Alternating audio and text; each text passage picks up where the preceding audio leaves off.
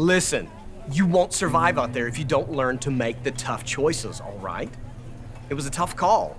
I had to do it. I mean, the world isn't just going to bend over backwards to let you by. You gotta make your own way.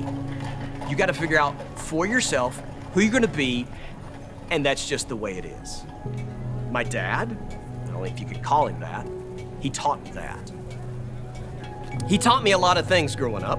We always had to fight like dogs to make ends meet. The day usually started out in the market. My mother had already starved to death at that point and was, well, out of the picture. So it was just me and my brother back then.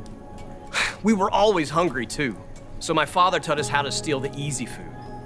The trick we knew best was for Dad to stall some sucker in the alley by standing in front of him and asking him a ton of useless questions.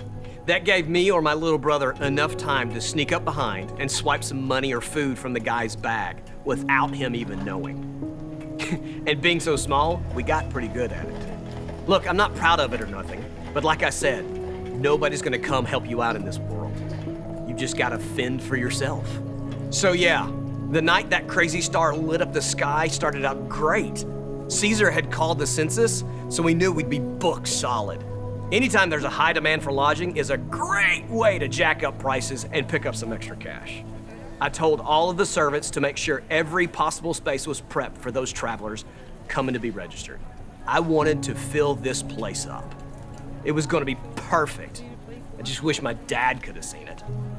He'd see my inn filled with people. He'd see my money, he'd see my food, my servants. He'd see that I was never going to starve again.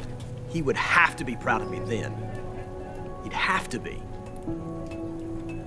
There was this one family, this poor couple, some guy and his pregnant girl. I mean, they had nothing. A donkey and some bags, that was it. They came up at night, knocked on the door, and asked for room. I just looked at them. I looked at them both and felt something. Something that was different. But I told them there was no room and I turned them away and went on with my life.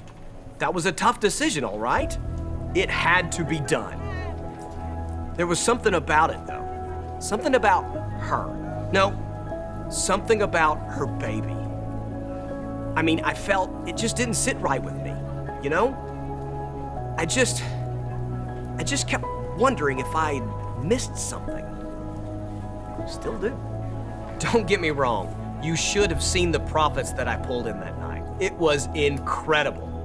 It's just I can't shake how I felt at the moment I opened the door and saw them standing there. It's the same thing I got when I saw that star that night.